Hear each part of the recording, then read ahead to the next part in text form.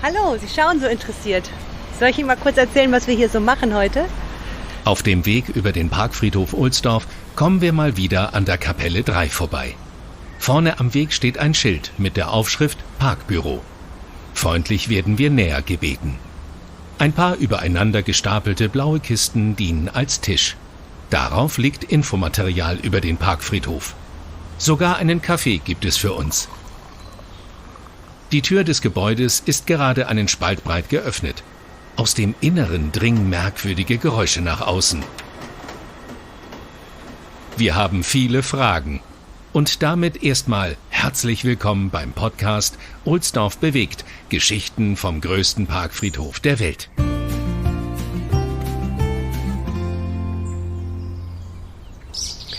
Ja, ich bin Karin Robben, ich komme von der Johann Daniel Lawitz Stiftung und ich und mein Team, wir begleiten hier den Prozess Ohlsdorf bewegt und unterstützen das Projektteam der Hamburger Friedhöfe, den Friedhofspark für die Zukunft noch besser zu gestalten. Ja, wir sind hier immer jeden Dienstag in den Sommermonaten im Parkbüro bei der Kapelle 3. Die Kapelle 3, die ist quasi das Reallabor des Prozesses Ohlsdorf bewegt. Ja, genau, Sie gucken so, Ohlsdorf bewegt, was ist das denn? Das haben Sie vielleicht schon mitbekommen, es verändert sich ja einiges auf dem Friedhof, also es gibt neue Möglichkeiten, hier Sachen auszuprobieren. Zum Teil werden hier an manchen Ecken wird der Yoga angeboten oder wir haben hier in dieser Kapelle 3 Workshops, wo Menschen miteinander arbeiten. Und das ist dieser Prozess Ohlsdorf bewegt. Und wir sind heute hier, um Menschen, die interessiert sind, zu hören, was passiert hier eigentlich, mit ihnen ins Gespräch zu kommen, mal zu hören, was so deren Anliegen sind, was sie gut finden, was sie vielleicht für eine Idee haben, was man anders machen könnte. Aber auch um die Kapelle 3 noch mal ein bisschen bekannter zu machen, die anderen Kapellen, die zu anderen Nutzungen möglich sind. Also all das, was hier auf dem Friedhof passiert, es reicht vollkommen hier zu stehen, es kommen immer Menschen vorbei und wir haben mindestens 4, 5 Besuchende, die vorbeikommen, Fragen stellen, interessiert schauen und dann sprechen wir sie an. Und wir stellen uns das so vor, dass wir im nächsten Jahr das Ganze noch mehr bewerben und dann sind wir ganz gespannt, was dann auf uns zukommt. Karin Robben kennen Sie vielleicht noch aus unserer allerersten Trailerfolge aus dem letzten Jahr. Frau Robben und ihr Team von der Johann Daniel Lawitz Stiftung kümmern sich um viele Aspekte des Wandels auf dem Parkfriedhof. Dabei arbeitet sie eng mit der Leitung des Projekts Ohlsdorf bewegt zusammen. Mein Name ist Melanie Czornay. Ich bin hier bei den Hamburger Friedhöfen für die Parkprojekte und Ohlsdorf der Park zuständig und begleite auch als Projektleiterin den Prozess Ohlsdorf bewegt. Genau, es ist ja so, dass Ohlsdorf 2050 vorbei ist und Ohlsdorf bewegt sozusagen der Folgeprozess ist, weil dieser Veränderungsprozess, wir sind ja mittendrin und der wird auch noch eine Weile andauern und Dinge, die in Ohlsdorf 2050 überlegt wurden, jetzt so sukzessive umgesetzt werden oder auch mit Leben gefüllt werden, wie zum Beispiel hier in der Kapelle 3 halt auch weiter begleitet und bewegt werden sollen. Deshalb halt dieser Anschlussprozess. Also der Prozess Ohlsdorf bewegt soll alle Hamburgerinnen und auch die Mitarbeitenden der Hamburger Friedhöfe einladen, mitzuwirken. Und dieser Prozess existiert, um neue und verbindende Formen von Friedhofs-, aber auch Parknutzung zu entwickeln.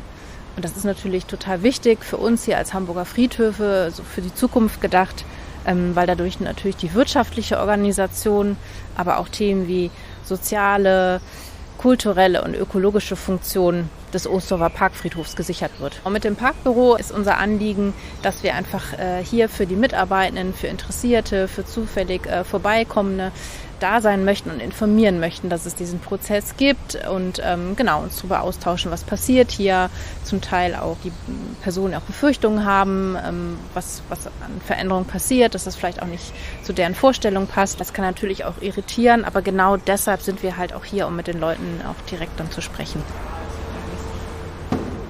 Wenn wir die Geräusche aus dem Inneren der Kapelle 3 richtig deuten, ist die neue Nutzung schon in vollem Gange, richtig? Ja, wir haben gerade hier eine Druckwerkstatt. Graphic und Grief heißt das. Und wenn Sie Lust haben, kommen Sie einfach mal rein und gucken sich das an. Und vielleicht können Sie auch noch ein bisschen mitmachen, wenn Sie Zeit haben. Wir treten durch die Tür der Kapelle 3 in den Innenraum. Der sieht richtig verwandelt aus. Als wir das letzte Mal hier waren, war der Raum bis auf ein Baugerüst leer. Jetzt steht Mobiliar aus hellem Birkenholz an den Wänden, es wurden Vorhänge aufgehängt und große Läufer liegen auf dem Boden für eine bessere Akustik. Und der Kapellenmuff ist weg. Für den Workshop wurden 2 lange Tische in der Mitte des Raumes aufgestellt und teilen diesen jetzt. Am vorderen Tisch sitzen mehrere Workshop-TeilnehmerInnen an ihren Arbeitsplätzen, schneiden Grafiken und Bilder aus oder experimentieren mit Typografie. Der zweite Tisch wurde auf Stehhöhe aufgebaut. Hier liegen die teilweise schon fertigen Grafiken und warten auf Vervielfältigung. Die Geräusche kommen aus der linken hinteren Ecke. Dort steht ein Apparat, den man von außen leicht mit einem Fotokopiergerät verwechseln kann. Wir fragen die Leiterin des Workshops, was es damit auf sich hat. Mein Name ist Petra Saborni, ich bin Designerin und ich habe mir vor ungefähr 2,5 Jahren einen Risographen gekauft und ich gebe Workshops für interessierte Menschen, die mit mir drucken wollen. Ein Risograph ist eine Druckmaschine, die so ähnlich funktioniert wie der Siebdruck, nur dass sie eigentlich ein High-End technologisches Gerät ist. Risografie ist ein ganz umweltfreundliches Druckverfahren. Man druckt mit Farben, die auf Sojaöl basieren und man druckt auf offenen Papieren bis A3, wobei ich immer darauf achte, dass sie entweder komplett recycelt sind oder dass sie aus einem recycelten Material hergestellt sind und ich finde, das hat mich so fasziniert und ich glaube, das macht einfach auch Spaß, weil die Druckfarben auch so stark leuchten. Also die Maschine hat einen Scanner. Man kann also analog arbeiten, indem man A3-Vorlagen direkt auf den Scanner legt und so justiert, sodass man glücklich ist. Pro Farbe, die man drucken will, braucht man eine Schwarz-Weiß- oder Graustufen-Druckvorlage. Die setzt der Printer dann in Farbe um und druckt sie übereinander in Schichten. Ich kann zeitgleich 2 Farben drucken. Wenn ich 4-farbig drucken möchte, nehme ich das Papier, was bereits 2-farbig gedruckt ist, und schiebe es nochmal durch den Printer und setze andere 2 Farben ein. Das ist wirklich erstaunlich. Der Drucker druckt halt immer so ein bisschen perfekt unperfekt, was ich finde, was oft gut zu den Menschen passt. Ich muss mich dann immer so ein bisschen justieren und denke, das ist in Ordnung, wenn nicht alles perfekt ist, weil als Designer muss man oft alles perfekt machen. Der Drucker ist, wenn er verschlossen ist, wenn man die Farben austauschen will, dann macht man die vordere Klappe auf. Der Drucker sagt einem immer durch Piepsen oder durch andere Geräusche, die er macht, ob man was richtig gemacht hat oder wo es falsch läuft. Wenn ich die Farbtrommeln rausnehmen will, muss ich sie erst entsperren, dann fahren sie ein Stück raus und erst dann kann ich sie bis zum Anschlag rausziehen und dann rausheben. Ich habe ein paar Jahre in England gelebt und gearbeitet und ich war zu Besuch dort und mich hat das Verfahren interessiert und dann habe ich selber als Teilnehmerin dort an einem Workshop teilgenommen. Und dann habe ich das in Deutschland auch immer mal wieder gesehen und gefunden, in Berlin bei meinen Kollegen und ja, hat mir Spaß gemacht. Und der Hersteller dieser Druckmaschinen sitzt zufällig für Deutschland in Hamburg. Dann habe ich einfach Kontakt aufgenommen. So kam das. Und wie sind Sie darauf gekommen, Workshops zum Thema Risografie und Trauer anzubieten? Ich arbeite einfach schrecklich gerne mit Menschen zusammen. Und ich habe auch gerne, dass die Menschen ihre eigenen Sachen dann drucken. Und ich habe festgestellt, dass ungefähr, ich würde sagen, zwischen 90% und 95% der Menschen, die in meine Workshops kommen, total glücklich wieder rausgehen. Und das treibt mich an. Das ist auch schon eine Weile her, da hatte ich Melanie Tornay ein kleines Konzept geschrieben und habe ihr geschrieben, was ich mir vorstellen könnte, was ich mal anbieten könnte in einer der Kapellen, wenn sie denn dann doch umgenutzt werden für kulturelle Zwecke. Und so kamen wir ins Gespräch und das Thema hat sich jetzt so ein bisschen entwickelt. Ich selber bin neben einem Friedhof groß geworden, also ich habe keinerlei Berührungsängste zu diesem Thema und habe dann gedacht, das ist eine gute Idee. Mal gucken, wer sich meldet und wer Lust hat, mit mir zu drucken. Ja, das Thema des Workshops ist Graphics and Grief. Liegt auch so ein bisschen an meinem Hintergrund, dass ich das Englische jetzt manchmal einfacher finde, weil es sehr simpel ist, Dinge auszudrücken, die man im Deutschen für sehr schwer hält. Trauer und Traurigkeit und Abschied, das wirkt immer gleich sehr schwermütig. Aber ich mache halt aus schwarz-weißen Druckvorlagen bunte Sachen. Das finde ich ist ein schöner Gedanke. Und was dann die Menschen hier drucken, ob es tatsächlich was mit Trauer zu tun hat oder nur was mit Emotionen im weitesten Sinne, das lasse ich eigentlich bei den TeilnehmerInnen. Wir schauen uns ein bisschen um. An den Arbeitsplätzen im vorderen Teil der Kapelle legt eine Teilnehmerin gerade ein kleines Holzpuzzle in Form eines Herzens in seine Holzschachtel zurück. Sie hat dessen Form gerade auf ein DIN A3-Blatt übertragen. Daneben sind Fotos von Tischfußballfiguren zu sehen. Über das Papier legt sie nun ein transparentes Blatt, auf dem Begriffe aufgeklebt wurden. Also ich bin Kirstin, bin 44 Jahre alt und habe hier die Chance genutzt, heute kreativ mit meiner Trauer und den Emotionen umgehen zu können. Das weiß mein Vater, also ich habe einen aktuellen Trauerfall, der ist nach 9 Wochen Intensivstation unter Corona-Kontaktbeschränkungen in Bayern verstorben. Und ich hatte keine Chance des Abschiednehmens oder eine sehr eingeschränkte und versuche das jetzt hier über kreative Ausdrucksmöglichkeiten da einen Umgang mitzufinden. Also ich habe Bilder und Texte miteinander verbunden und habe von zu Hause was mitgebracht. Und zwar habe ich vom Flohmarkt so ein Herzpuzzle mitgebracht und dass man so in seine Einzelteile dieses Herz zerlegen kann. Und das Herz habe ich jetzt auf Papier gebracht und habe das kombiniert mit Bildern. Das sind so Figuren ohne Arme, weil mein Vater eben da lag und sich nicht bewegen konnte, sich nicht selber helfen konnte. Und das habe ich jetzt mit Text verbunden, wie zum Beispiel Come Closer, Dankbarkeit, geliebt werden, Gemeinsamkeit und als großer Überbau, sozusagen ein dickes, fettes A, so zwischen Abschied und Anfang, was sich wohl dort so alles befindet. Also die unterste Ebene ist sozusagen die Bildebene und die Textebene, die Worte, die ich gerade genannt habe, die liegen darüber und das Ganze muss eben auf 2 Ebenen gestaltet werden, damit es nachher in Form von Risografie dann auch zweifarbig gedruckt werden kann und sich überlappt. Und letztendlich ist es ja auch symbolisch voll schön, weil wir auch hier in diesem Thema des Workshops heute so einen Übergang zwischen den beiden Ebenen, diesem Diesseits und Jenseits irgendwie finden.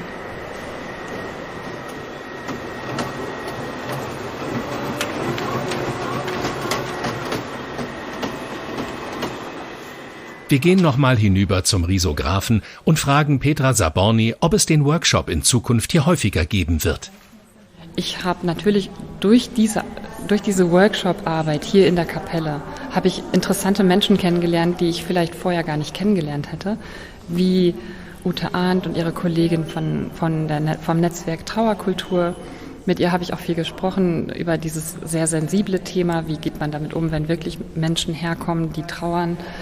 Und wir könnten uns vorstellen, dass wir das vielleicht einmal die Woche in irgendeiner anderen Umgebung außerhalb der Kapelle 3 auch weiter anbieten, weil der Vorteil wäre, die Trauernden, die tatsächlich in diesem Prozess sind, ich glaube, dass sie erstmal Vertrauen schöpfen müssen zu dieser Art von Angebot. Dadurch, dass es jetzt hier so eine Woche One-Off ist, hat man nicht die Gelegenheit, so eng und so nahe Kontakte zu Menschen, die gerade in diesem Trauerprozess sind, zu knüpfen. Also ja, die Antwort ist ja, wir könnten uns das gut vorstellen und ich auch gerne mit Menschen, die ihre Profession darin gefunden haben, mit Trauernden zu arbeiten. Es kommen sehr unterschiedliche, also sehr heterogene Gruppen an diesen 4 Workshop-Tagen. Es sind zum Teil auch Gestalter, zum Teil Illustratoren, zum Teil Menschen, die einfach auch denen das Thema sehr nahe ist. Es gibt aber auch Menschen, die selber mit Trauernden zusammen schon arbeiten. Es kommt noch eine Grundschulklasse, eine 4. Klasse aus der nahegelegenen Grundschule. Die sind am Donnerstag da. Das sind 18 Kinder, denen ich schon im Vorfeld Material gegeben habe für die Arbeit in der Schule, sodass sie nicht bei Null anfangen, wenn sie herkommen. Und es läuft immer so ab, dass sie entweder hier ihre Druckvorlagen herstellen oder finalisieren. Dann drucken wir zusammen und dann nehmen sie ihre Sachen wieder mit. Also alles, was sie an Druckerzeugnissen haben, nehmen sie natürlich auch mit nach Hause und wir drucken immer noch einige Kopien für die Ausstellung, die parallel entsteht. Mit Kooperationen wie dem Grafikworkshop wollen die Hamburger Friedhöfe die Nutzung des Parkfriedhofs Ohlsdorf auf Dauer erweitern. Das soll keineswegs im stillen Kämmerlein vor sich gehen. Initiativen aus Bildung, Kultur, Stadtteilentwicklung und vielen anderen Feldern sind eingeladen, Vorschläge einzureichen und Ideen zu entwickeln, die sich im Einklang mit diesem besonderen Ort, dem Friedhof, umsetzen lassen. Eine der Ideengeberinnen ist Verena Rohlirath. Wir machen uns auf den Weg und treffen Frau Rohlirath in der Nähe von Kapelle 3. Als Diplompsychologin und Fachkrankenschwester arbeitete sie viele Jahre schon mit Menschen zusammen. Seit etwa 10 Jahren ist sie als Yogalehrerin und Bewegungspädagogin unterwegs. In dieser Funktion bietet sie auch Workshops an. Was für Workshops sind das genau, Frau Rohlirath? Ich biete hier auf dem Parkfriedhof Workshops an zu den Themen Meditation, aber auch kleine Bewegungseinheiten, das heißt Yoga- oder Qigong-Einheiten. Alles etwas ruhiger, was ganz gut und passend ist hier für den Friedhof. Die Art des Yogas, also es ist grundsätzlich Hatha-Yoga. Hatha-Yoga ist sozusagen das, aus dem alle anderen Yoga-Stile entstanden sind. Was bei mir das Besondere ist, dass ich halt sehr viel Wert lege auf Ausrichtung. Das heißt, ich möchte, dass die Leute sich an der Anatomie und Physiologie des Körpers orientieren können und wissen, wie muss ich eine Position machen, so dass sie hinterher einen Benefit davon haben und nicht hinterher mehr Probleme haben als vorher. Welche Orte eignen sich hier besonders gut für Ihre Workshops? Also das, was hier ja geboten wird, wenn wir draußen sind, ist Baumgrün. Das finde ich schon total klasse. Es braucht halt einen gewissen Platz, wenn wir irgendwie in einer Gruppe sitzen wollen, das ist klar. Und natürlich auch eine gewisse Ruhe. Also ich würde es jetzt nicht genau neben einer Bushaltestelle machen, aber ansonsten finde ich, ist hier der Friedhof schon ein Ort, wo man bestimmt viele Plätze finden kann, wo vielleicht nicht so ein Durchgangsverkehr ist, auch von Menschen. Das wäre wahrscheinlich nochmal ganz gut. Es gibt ja so einige Plätze hier, die sehr bevölkert sind. Da direkt einen Workshop zu machen, ist wahrscheinlich nicht so passend. Und die Kapellen eignen sich natürlich auch hervorragend. Also ich habe Workshops um die Kapelle 3 gemacht und in der Kapelle 3 und ich finde die Kapelle 3 wunderbar, wunderschön mit einer tollen Akustik und man kommt da rein und denkt, wo kann man passender Yoga- und Meditationsworkshop machen als in der Kapelle 3. Ansonsten waren wir bei dem Landschaftsturm, Große Freiheit, da haben wir dann den Turm mit einbezogen, als wir ein Mantra gesungen haben, das war natürlich auch traumhaft. Also es gibt hier verschiedene Spots, die ja auch von dem Friedhof sozusagen ausgezeichnet sind, wo wir auch Yoga machen dürfen, in Anführungsstrichen, oder wo Bewegungsangebote, ruhige Bewegungsangebote stattfinden können. Aber es ist auch ganz schön, wenn mal jemand vorbeikommt, weil häufig freuen sich die Leute auch, wenn sie sehen, da passiert was, kommen neugierig Fragen. Manche sind auch ein bisschen irritiert, das haben wir auch schon gehabt, aber ich denke, das ist beim Wandlungsprozess so, dass auch mal Irritationen entstehen. Wie sind Sie darauf gekommen, hier auf dem Parkfriedhof Yoga anzubieten? Und warum eignet sich dieser Ort besonders dafür? Ich bin während der Corona-Pandemie häufig hier spazieren gegangen, also auch schon vorher, aber in der Corona-Pandemie halt noch öfter. Und habe dann irgendwann gedacht, habe sich selber hier auch mal hingesetzt, habe meditiert und habe gedacht, eigentlich ist das ein perfekter Ort, um das zu machen. Und war mir halt total unsicher, ob das machbar wäre, auch hier Kurse oder Workshops anzubieten. Und dann habe ich einfach gedacht, fragen kann man ja mal und habe Kontakt zu Frau Tornay aufgenommen. Und dann kriegte ich tatsächlich erst mit, dass jetzt dieses Projekt ja sowieso da ist, hier so ein bisschen den Wandel einzuleiten. Und dazu passte das weil Yoga und Qigong und Meditation ist ja alles auch etwas ruhiger. Ich finde den Parkfriedhof an sich als Grünanlage wunderbar und er vermittelt halt Ruhe und Stille. Und diese ganzen fernöstlichen Methoden, die ich anbiete, sind ja dafür gedacht, dass man bei sich ankommt, dass man innere Einkehr findet und vielleicht auch so ein bisschen zu dem Kern kommt, was möchte man eigentlich für sich in seinem Leben, ob es nun privat oder beruflich ist. Also das, was mir ganz wichtig ist oder was ich eben merke, warum ich auch überhaupt gar keine Bedenken hatte, auf einem Friedhof Workshops anzubieten, ist, dass ich finde, der Tod gehört zum Leben dazu. Und in unserer Gesellschaft habe ich manchmal das Gefühl, das wird sehr ausgeblendet. Und finde das eben ganz schön, dass jetzt hier so ein Projekt ist, wo man sagt, wir integrieren den Tod und damit ja auch die Toten wieder mehr ins Leben. Und ich persönlich, für mich ist das eher eine schöne Vorstellung, als zu sagen, oh Gott, wir stören die Totenruhe, was wir, wenn wir uns adäquat verhalten, respektvoll verhalten, in meinen Augen auch nicht tun. Aber das ist für mich tatsächlich so ein Anliegen nebenbei, dass ich denke, es wäre schön, wenn wir uns mehr damit auseinandersetzen, dass eben auch der Tod zum Leben dazugehört.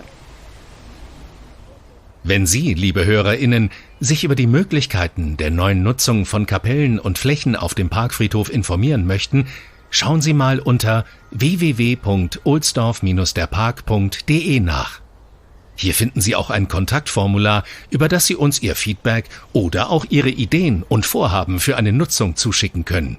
Wir sind gespannt. Folgen Sie uns schon auf Facebook, Instagram, Pinterest und LinkedIn? Hier finden Sie uns unter Ohlsdorf der Park. Außerdem finden Sie unter dem Hashtag Ohlsdorf bewegt in den sozialen Medien noch mehr Informationen über den Wandel auf dem Parkfriedhof. Wollen Sie keine Episode mehr verpassen? Dann klicken Sie einfach in Ihrer Podcast-App auf Abonnieren und jede neue Folge landet automatisch bei Ihnen in der Mediathek. In unserer nächsten Folge begleiten wir eine Mitarbeiterin des Parkfriedhofs durch den Tag. Petra Ulrich, Ohlsdorf der Park. Ja, guten Tag, Sandra Völker. Ja, guten Tag. Ich habe direkt mal die Frage, ich möchte gerne Workshops machen und zwar kommen... Sind Sie schon gespannt, wie es weitergeht? Dann hören Sie doch wieder rein, hier in den Podcast Ohlsdorf bewegt. Geschichten vom größten Parkfriedhof der Welt.